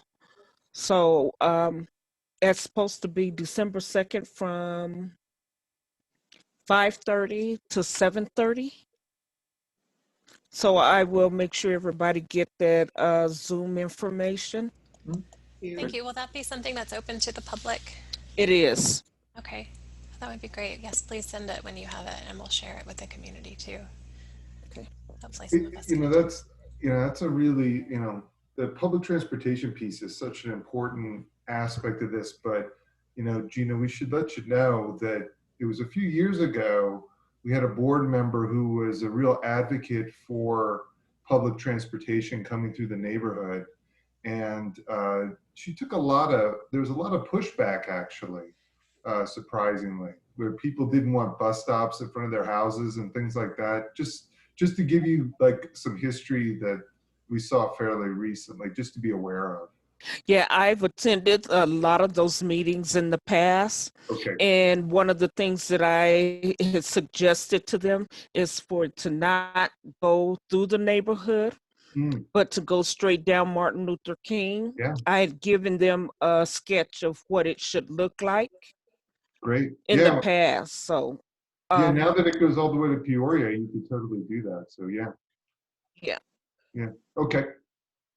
Not to say that, I'm not muted. Not to say that we side with the community members who were opposing the bus route on 29th Avenue. I think that Jeff was just wanting to caution you that that conversation happened, but I think that we support public transportation. Yeah, no, completely.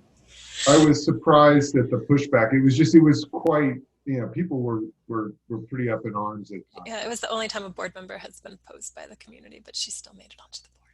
Yeah. Okay. All right. So let's go back to the full list on the previous slide, Brian, please. Okay, and then communication and outreach is a monster, and it's like everything that we do, but it's also what's listed here is Block Captain Network and Block Party Day, none of which is happening right now. And hopefully, is everyone here signed up to get emails from CPUN? Like, not the board distribution list, but do you receive when CPUN sends an email to the community, which is now only happening once a month or twice on the same day, when I don't read carefully and send out an October meeting announcement in November. You don't have to take the E for that, Amanda. I missed it too, so. Yeah, so hopefully everyone is signed up to get those emails. So that's communication, but also, maintaining. So anyway, we have a communication and outreach committee that is one and the same. And I think at this time, about half of the board members are on it. And it has, who would like to speak on behalf of that committee?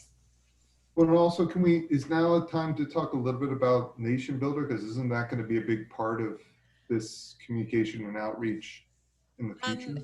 Briefly, but only for like 2 minutes. And Mark, I'll let you do that now as like a next direction, given the current funding situation. Yeah. Yeah, I was going to say one thing I would love to have every committee consider between now and the end of the year is what they want their online presence to look like. So I think one of the things we should do is each of the committees should have some sort of Zoom meeting of their own and have that be one of the topics. Like, who can help me with putting together that new page for it? What kind of email list or lists do you want to try to put together? And honestly, we should probably start thinking about our next survey and integrating some of what we're doing into that to see if there's any questions like, do you want to sign up for this committee or anything like that? I think now that we're going to have a much more robust way of setting up all these committees and communicating, it would be good to open up a lot of them to having more public and more regular meetings. And one thing I would add to that is, and Amanda, you can sort of think about this, you don't have to answer now, but it might be good if the committee's got access to our Zoom account, because we've sort of been piggybacking on the various private accounts that everyone has, but it might be helpful if the CPUN account were available whenever a committee wanted to do a Zoom meeting that way. I'm not sure what the login stuff is, but in terms of the Nation Builder part, I think what would be really helpful is I'm happy to facilitate like trainings for each committee and whatnot. But the main thing is just sort of thinking basically, what do you want your piece of our new webpage to look like so that I can work with somebody on making that happen. And Mark, I just echo that it has to be the committees that maintain this. We can't set this new platform up to be totally focused by the board or one person. It's got everybody. We've done training on the Google sites, and people haven't updated it, and it can't be just one person. So I know that everybody knows that, but we will set it up that way initially and just make it clear that it's a committee responsibility. And the Kimberly Schmidt is in the chat box saying that she would like to be involved with the Communications and Outreach Committee. What's the best way for her to get in contact with that committee? Amanda, I think the committee is a monster, but it's a monster without a chair. And so we do need to establish one person. Just because I'm bringing it up doesn't necessarily mean I'm the person. But, you know, we're all kind of just doing stuff right now. Yeah, if I may, and at the risk of stating the obvious, I've got the new members at front of mind here in saying this, but I think what I want to make sure everyone's clear on is that part of why we're going to these committees now is because the expectation is that between now and the next meeting that those committees will gather to organize plans that we can present at the next board meeting for what each committee intends to do between January and the end of the CPUN year, which is in May. So we're doing this so that people can educate themselves a bit about what each of these committees do. New members, we encourage you to sign up for the committees that you're interested in based on this overview here. And then the expectation again is that we meet and come back in a month with concrete plans. Outreach committee, naming a chair is probably one of the plans that we should establish. It's the hot potato that no one wants. Well, given my role as secretary and my future role of helping transition to this new website, I'm happy to step up at least for the interim to do that, just to make sure we have a meeting that happens and whatnot. And you know, if other people want to take over at any point, that's fine. But I'm happy to step up and fill that role right now. Thanks, Mark. Also, Mark. Thank you, Mark. Okay, and will you be in contact with Kimberly Schmidt? Okay, it would obviously be very helpful if I don't know what the new folks have decided to do. And I actually don't know the membership on each committee from the established members either. So it would be nice to have that list. Right. And so can I just get a show of hands of who's actively on the outreach committee? So Mark, Jeff E, Jeff H, Brian, and Sandra. Okay, great. Jeff Aaron, aren't you by association working with me in the fundraising? Well, I was confused. I thought fundraising was going to be its own separate piece, to be honest. It's fine. If it's going to be rolled into the communications committee, I'm happy to be involved as well. However best to structure it. Well, for what it's worth, I'm fine with breaking it out. I'm just not sure what everybody thinks. I would suggest we roll it in as a subcommittee just because we need to be able to be careful how much fundraising communication we do and how we do it. So I think it would be helpful for it to be part of it. And Sure. yes, Kimberly, I'll make sure you're part of it. Yeah. Or I'll invite you. That makes sense. Yep. So me as well. Great. Okay, and especially because it's very much tinged with how we communicate with the community, and you might have just said that and I wasn't paying attention. Thank you. Okay, very quickly touching on safety, which is the next committee, and I'm just going to say it's a completely unmanned committee. I don't think that we have anybody. Oh. Yeah, great. I'm in with Jack on that one. Oh. On safety. Man it. Amazing. Okay. Okay, we got that. All right. So historically, the safety committee has worked as liaison with the Denver Police Department, the cop shop, and also the outreach committee. I mean, obviously, because the Denver Police Department starts all of what used to be the outreach committee meetings, but are now just our monthly meetings. So we encourage community participation, neighborhood watch, but we've also, I guess, I'll let you think about what the goals are going to be, and you can come back to it, Jack and Jeff, over the next month. And thank you. And also, who's still on the call?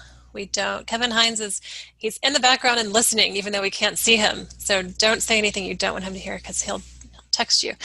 Says that he's listening. So he's on the call, and all of the CROs that we've ever interacted with have been really great to work with. And so I feel like I have an open line of communication with all of them, but just the effort of really being thoughtful around how we're communicating safety to the community. Seems like it needs, it used to have a point contact that we had lost a while ago. So thank you for taking that. Yeah, I've had 3 meetings with Officer Jenkins today alone, so we'll get some communication out there. Oh, great. Thank you. And All right. I think, Jack, on that one, I think there was a bone of contention between DPD and CPUN at one time, and I think that seems to be, history. But I think that the other thing is we can also, with the Nation Builder tool, offer to help them facilitate communication that has been kind of onerous and tedious for them too. So yeah, and that was, I think that was They're rooted in a private finding citizen. bad guys and solving problems. So if we can take on the communications aspect, that's definitely something we can. That's a service that I'm sure they would appreciate. I don't know if the lieutenant can hear us, but he'll probably agree with me on that one. And then around Neighborhood Watch, I also want to be sure that there's an eye for how that program is. It's a national program. It's not something that we own as CPUN. It's not something that Denver Police owns. But just ensuring that when language from Neighborhood Watch goes out to the community, the focus is always on suspicious behavior. And I know that Denver Police makes an effort to do that, but just really taking the emphasis off of people. So we don't ask for people to report suspicious people. We ask for people to report suspicious behavior, and behavior is suspicious when you know your neighbors and you know what typical behavior is around your community. You're a baby. Oh. Hello. Sorry, I didn't catch all of that because I've got a colicky baby here, but I was trying to respond in there and I couldn't get the thing to unlock my mute, so. That's okay. We have 2 volunteers who are going to be working with you and Officer Jenkins in the near future, and so that will be Jack, who I guess you already have a working relationship with, and Jeff Barron, who's on very the call. good. Well, very good. Great. Thank you, Kevin. All right, and And, so I will let you all take it from here offline, and we'll circle back next month and hear about any new developments that have come up in terms of focus and direction for any work that we can take on and partner with you about. Very good. Great. All right, thank you. Okay, so then the next committee is sustainability, which we've touched on a little bit, and I need a show of hands for this committee as who's actively involved. Okay, so I see hands from Mark and Jeff and Jamie. Okay, great. And do you guys want to list where things are right now? And obviously we'll use the coming weeks to regroup and that sort of thing, but what's you're going to talk about? Yeah, sure. COVID has obviously put severe restrictions on the types of events that we can undertake. I think what's important for the board to know, be reminded of, folded parks specifically into this department, whereas before that was separate. So before she left the board, Erin Jones had joined us because she was really a strong parks champion. So anything that would fall in that domain would be under sustainability as well. I know there are several parks topics that we've talked with Jack about in other contexts, and I can't imagine that won't be a part of sustainability's plans for 2021. And I believe there's does CPUN have a member of the CABS Parks Advisory Group still? Is that still a thing? I'm wondering if we might not be able to reintegrate with some of the work they do. That's a different slide, Jack. I'm ahead of myself. Okay. I mean, I thought when a while back that had been converted over to the Sun, that CAB had stopped having a Parks Advisory. Yeah, and that's really what I was going to say. Well, we want to have a parks committee. I mean, I like parks. I do parks all day, every day. So we can do that. But are they still meeting? Is the subgroup of CAB that meets to talk about parks still meeting? I thought that they had disbanded and handed us. Yeah, Lucia had disbanded. She disbanded it. Jack, do you have anything else? Like, do you have evidence that that's not true? Are they still meeting somewhere? No, I haven't heard from them in a while. That's why Yeah. I was wondering if perhaps you Yeah. guys would, but it sounds like they don't exist anymore. I think within the past year it ended, and then they kind of transitioned the city contacts to us to be the contact for parks issues, with I guess the build out of parks being done. Oh, we still got some work to do left in parks. Those guys are silly. So perhaps we could look into perhaps instituting a Parks and Open Space Committee. Definitely something that I would love to be involved with. Okay, well, or just keeping it housed under sustainability as kind of like a sub effort. So I'll just put your name down there with an arrow pointing to parks. Can't write and talk at the same time. There had been a big focus on the land around the high school. The board member that lived in Wicker Park is not on the board currently, but I know that there's interest in the community about what's happening there and other areas too. I have, we've been in talks with the city the last couple of weeks actually about that land. Funding is again non-existent for that property, but the long-term goal for that space would be to develop it into a sports park. We are still looking to identify funding. The city is hesitant to take on the long-term management responsibility of such a sports park because that is very expensive. So I know that there is talk about developing that land. I know the MCA, the MCA has, we've accepted and began maintaining the two portions of land adjacent to that high school land there. So the portions that run along Prairie Meadows Drive and along Dallas Street, we accepted them last month. We just finished building sidewalks through them. So we will be turning them into something here one of these days. And then I know our next project will be to move on to that land. So we're working on it, but it's still probably a couple of years out before we have it to where we're ready to start bulldozing and build. Certainly keep us in the loop with updates on that. But I think that parks in general sounds like it has a good home with sustainability, and I've got you down with that committee. Thank you, Jack. So just very quickly, because I know I'm pushing up against, I took a very light meeting and I made it run over anyway. Let's see what we can get through. Education. Can I get a show of hands of who is involved with the education committee? Carol and Jamie. I see Carol and Jamie. Don't forget Jay, who's not. And I know that Erin had been, and she resigned for the board. And so have you all had an official conversation as a committee, Carol and Jamie? You have? Yes, we have. Wonderful. In fact, we're having a conversation, right, Jamie? Yeah. I have a very hard time separating sustainability and education and diversity and inclusion, to tell you the truth. So I'm kind of, we've been talking about a project that sort of integrates all of them. It's all intertwined. Jamie, think of it as humanities.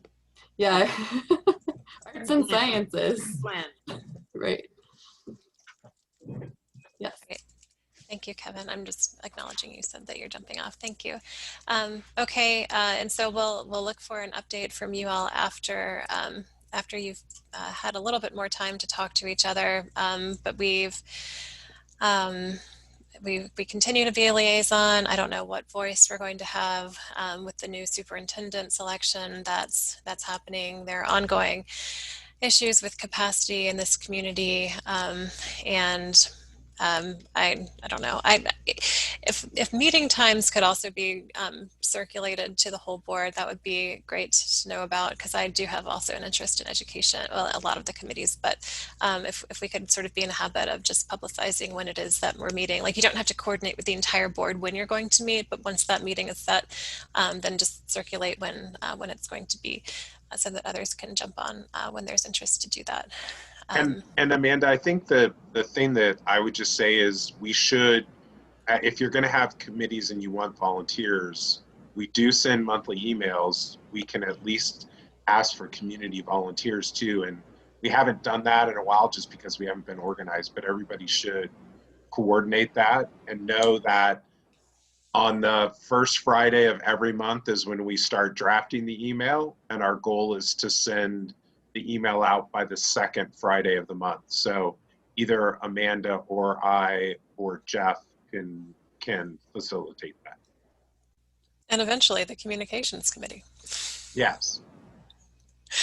All right, and okay, and then Jack. Amanda, the MCA, we have I have an email list with about 10,000 emails on it. And you know, if it's a matter of it's too expensive for CPUN to send out an email on its own, you know, we send an email once a week, and so it's just if you get me information, I will get it to the people that build that email. Our communications manager had her own baby a few weeks ago, so we are sharing that responsibility among the office. But we can get that information out through our emails. It's just Yeah, you guys have been really good about that in the like when we have specific things to advertise, like especially over the summer when we were doing weekly updates about the renaming and the voting.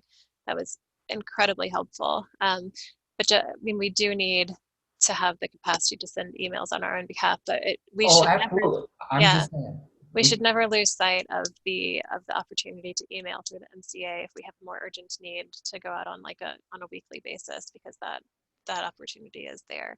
And what's the cutoff? Is it Tuesday? It's Tuesday close of business for a Wednesday email, right, Jack? Technically, but you know, it goes out at 4 o'clock on Wednesday, and depending on, you know, how mean I'm feeling that day, we can get more things into it if need be. Fair enough. All right. So that's on everyone's radar then for communication to the whole community. Okay, and so I want to be sure that we've covered everything. And so the last community listed here is diversity and inclusivity. The description from our website is this is a committee that identifies inclusion and diversity strengths and opportunities within the work of CPUN and examines our organization to enhance its effectiveness and ability to meet the needs of its diverse community membership. And so can I get a show of hands of people who are involved with diversity and inclusivity? Mandel and Jamie.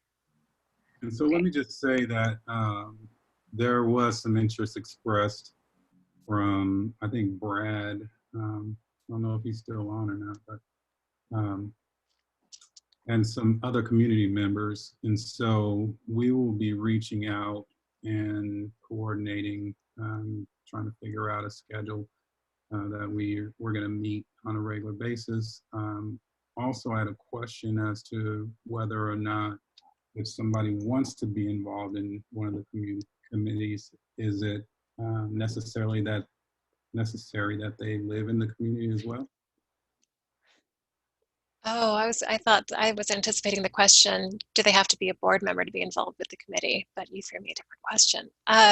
Yeah, because I know you have to live in the community to be a board member, but I don't know if we can have people that are outside of the community participate, which I think would be, you know, if it's possible, I think it would be a good idea too. Yeah, I know that. So our meetings are open to the public and not limited to members of this community. I'm trying to think of the other committees and how that would play in. I I don't know think there's any restriction on it. It's just the board is part of the bylaws, and you got to be a member to be a board member. Yeah.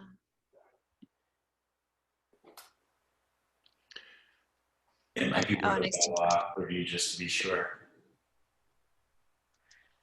Yeah, I feel like I've read them enough that I can't recall anything that would prevent it from being the case. I'm thinking of having been contacted by people in Lowry who have interests in boundaries and education, and like how the goals and aims of a committee could change as it's comprised of people who aren't necessarily residents. So yeah, I mean, I think that just given that voting membership is reserved for people who live in the community, but participation would be open to everybody, I think is the way that would go. But you don't have to be a CPUN board member or a CPUN board member to chair a committee, which is what I thought you were going to say either. So anyway, so yes, they can participate, but I guess not as a voting member of the committee. Hey, Amanda, there's nothing, I just pulled up the bylaws, there's nothing. The board of directors shall appoint the committee and chairpersons. Chairpersons shall coordinate events and functions pertaining to the nature of the committees. But there's nothing about membership, so. Okay. Yep. All right, so I think we're safe with being inclusive on the inclusivity committee. We all knew it was coming. Okay, thank you. So I think that oh, and we do have one more slide that Carol had sent me for last month's meeting, and this is education committees. So this is, I guess, something that will be talked about on the among the members of the education committee, student representation on our board. Again, we have open meetings, and so a student would always be welcome to come and not vote. We've been in contact with I've been in contact with the Student Government Association at Northfield before, and I don't know how open they are to sending someone who's interested, but we can open up that line of communication to get a student government representative if that's perhaps like. What was that? Northfield High School. Thank you. Mm-hmm. And I can send you her contact if you'll email me and remind me that I told you that I would send it to you. I can introduce you all. And then I was also the president of that organization back in the day, so I don't know. I might still know some people over there if you're wanting that. Okay, she's new faculty, so I don't think that she was Well, there. I probably don't know. Yep. Okay, and then what the community can do for our schools should be an ongoing conversation topic, but we wouldn't be able to cover it tonight. But I'm glad that there are able and enthusiastic people on the education committee to tackle this. And then I think that's it. Are there any other slides? No, Amanda, I think one of the things, there is one more slide, but I think the other thing is from a financial perspective, we typically, because we haven't had any expenses other than just maintaining the email list. So once we get to the point of the new year, you will see regular financials, and we will also want to talk about, as we get into the new fiscal CPUN year in May, of putting together a budget. Yeah, I agree. And then so the committee wish list / goal items will need to be available, and then we'll decide as a board where the effort should go, and that'll be something that we're doing in the new year. And this is a big slide that I didn't cover. So the CAB committees are at the top here, but I believe that none of these subcommittees are currently meeting. I was representing us on ZAP, and I don't think that they're meeting anymore.